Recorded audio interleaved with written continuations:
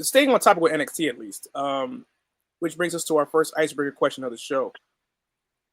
Ricky Starks is finally free, y'all. He is free from He's free from Tony Khan's clutches in AEW.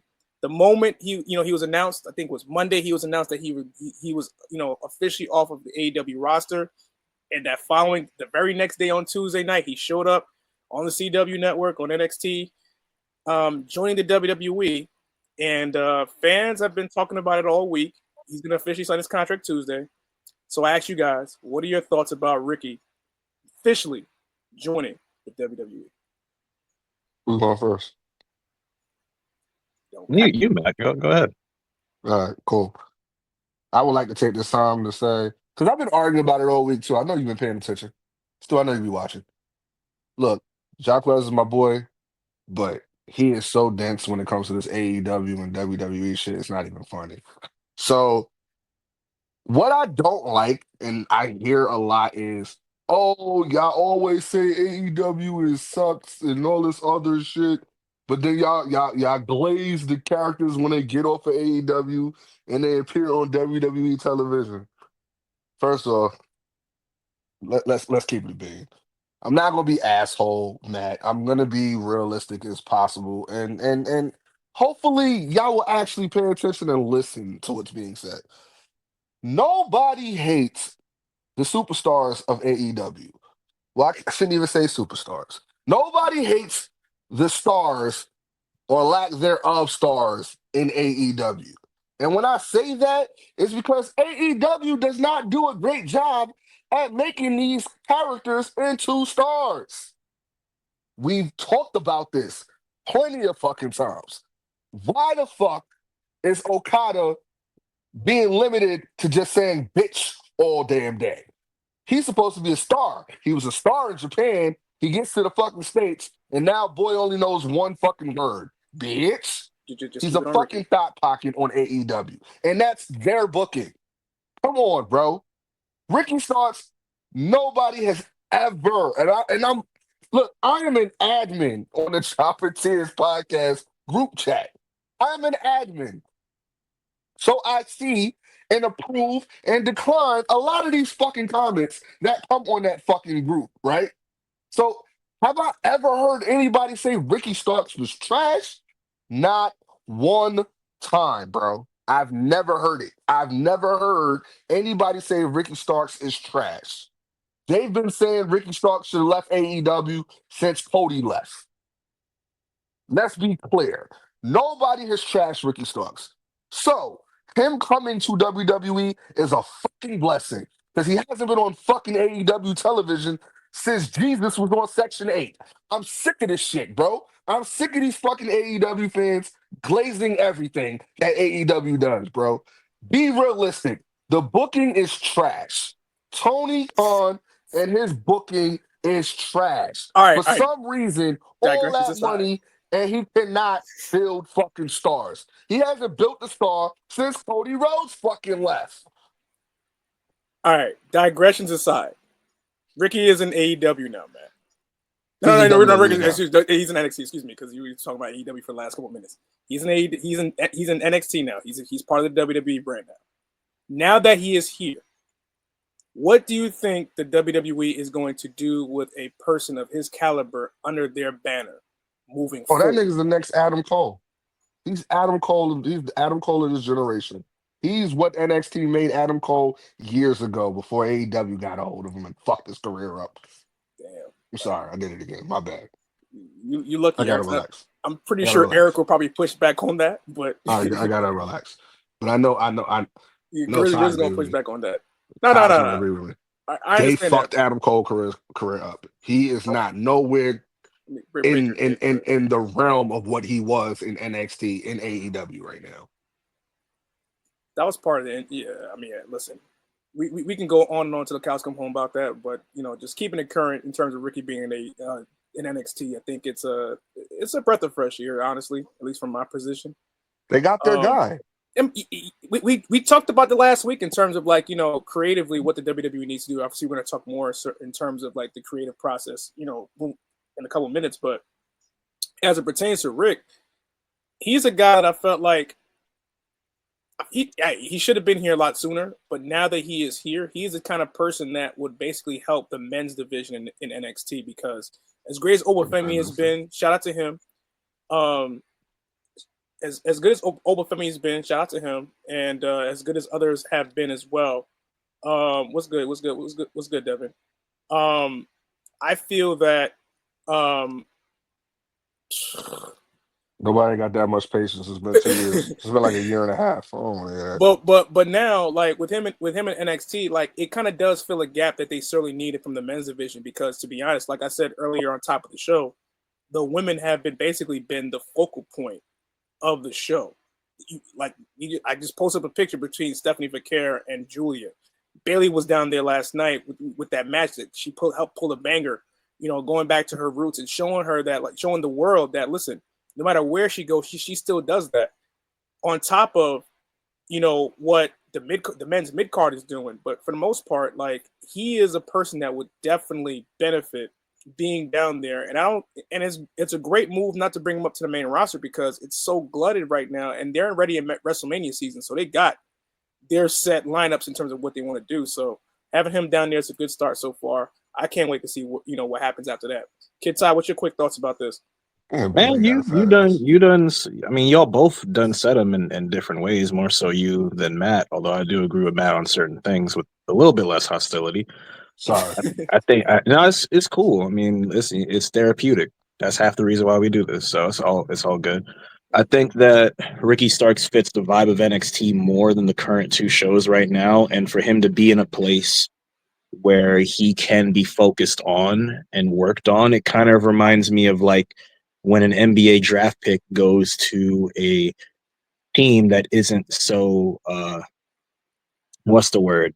A team that isn't so full of the top talents. Like for example, Not top if heavy. yeah, it's not so top heavy, it's not so we're gonna get Matt back. He's coming. What do you call it? He probably would have said pause to that last line. But what you call it? It's like when you bring it's like when you bring a Jaw to Memphis. When Memphis was kind of like lacking in certain departments, or if you bring like before Wembenyama, the Spurs were open for a new star to take them to the next level. Like I look at it like that, where if you want to bring it to WWE terms, it's sort of like when it's similar to when certain people would go to certain shows, like when Christian went to ECW instead of jumping straight into SmackDown or Raw, which would have been fine. I think Christian would have swam perfectly fine. But the fact that he just got a year to be in ECW and kind of just get his feet wet, get readjusted, do his thing, it helped him in the long run because he became a much better player for SmackDown afterwards. And it also helped him work with a bunch of new guys, get some quality matches in there, helped ECW. It showed a lot. They just didn't convert on it as well as they could have. I think in Actually, the case of no, my fault. Continue because I was about to say I like that. I like that comparison by saying the fact that it kind of reminds you of whatchamacallit, when Christian went to ECW, because like it could definitely become that with so much young talent that they have down there, and of course with the NIL roster starting to come up now, I think it's been yeah, a pretty good look, to have Ricky be that, that pillar to kind of like be that anchor to help bring these guys along. and I'm not saying that Ricky couldn't have worked well in other places, but to your point, we're in the middle of Road to WrestleMania season. All the top stars are being prioritized right now. All the storylines that are existing are either being built to or being prioritized right now. So for Ricky to be in NXT at this juncture, he fits the vibe of NXT. He can be a great character for NXT because he was very character driven in the way that he presented himself. He's a unique entity compared to the rest of the roster in terms of how he carries himself. He has the in-ring ability to back himself up, and with the pacing that you typically see in WWE, it's going to highlight a lot of his bigger moves more. And like you said, the men's division doesn't have as much depth in terms of the world title as the women's division does, or the secondary title division with the North American title. So him being there and having the options to do whatever he wants is great. He can get that focus. I think the Adam Cole comparison was definitely a good one to make, considering like him being that big personality immediately makes him stand out. And when you consider how many talents that WWE has under their belt, whether it be current ones that they have, people that they're releasing, and people that they are going, the upcoming and pending talents that will join the company soon, you need to have a leg to stand on. And being on NXT, the third brand of the company, whether you consider developmental or full on, it is the third program that you see during the week. And him being on the CW and him being able to slowly build a case for himself as to why he should be a bigger part of programming going forward, it's a good place to be at. And for people saying that, the age thing, like, here's my thing. Finn Balor was 34 when he went to NXT. Same age as Ricky now. A lot of people, when it comes to time, I understand that we would like to have an abundance of it, but it's also how you use it. And if you can make the most of your minutes and continue to absorb more minutes and get more minutes and get more minutes, by the time you get to where you need to be, you'll have maybe not all the time in the world, but you'll have plenty to play around with. So big hopes for Ricky Starks. I like the fact that they haven't addressed his name yet, which is getting everybody in a state of paranoia, because similar to a Finn Balor, we could see a situation where he changes his name, which is fine. It's all a matter of what he does to convert. If he wants to rechristen himself, or he's allowed to, go right ahead. If he wants to keep his previous momentum, go right ahead. But here's the one thing: you will know he's absolute. And for the women that he's trying to get with, you will know him as, I'm not saying that name, but you know what I'm talking about. He's Mr. Take Your Bitch. What I would say about that is, quick question before we move on to the to another topic. Do you feel that, like, what do you think he's going to contribute to the men's division, especially? Do you think he's going to be somewhere along the lines of the North American title scene? Do you think he's going to just automatically shoot up to the Obafemis of the world and contend for that NXT championship? Well, realistically, there's no reason why he can't be in the world title scene right away, because Ethan Page just recently did it in a similar fashion. And I think for a guy like Ricky Starks, I think what he's going to provide up front is a very infectious, charismatic character that the fans can kind of get behind quicker than most.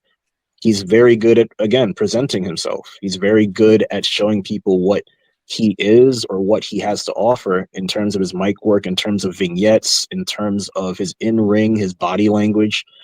It's a very infectious type of charisma that I think that's going to translate very well in NXT, especially since NXT in the modern era has been much more character heavy to coincide with what they do in the ring. And I think because a lot of people treat NXT like the drama show, he fits that very well. And I think that when you consider the people around him, the interactions he can have are ridiculous. Like, I'm just the idea of him looking up at Obafemi and going like, whoa, this and that, but then realize, wait, I'm that man. I'm him. I'm not afraid of you. Or him going back and forth with an Ethan Page. That would lead to some pretty interesting TV. And I think, especially considering their AEW careers, it would be a hell of a moment for both of them to sit there and work a really great program with each other. Yeah. So where they sit here and go, this is what you guys missed out on. Like, this is what we can do if we're given a focus and we're being prioritized. So I'm not worried for him. I'm worried for the roster, because they got to keep up with what he's about to do. And I'm sure they'll do that with flying colors, but it's going to be a fun scene watching him push everybody and them push him. Yeah, good shit. Damn, that's good shit, y'all. All right. Quick takes before we get to the to one of the main topics that we have on the show today.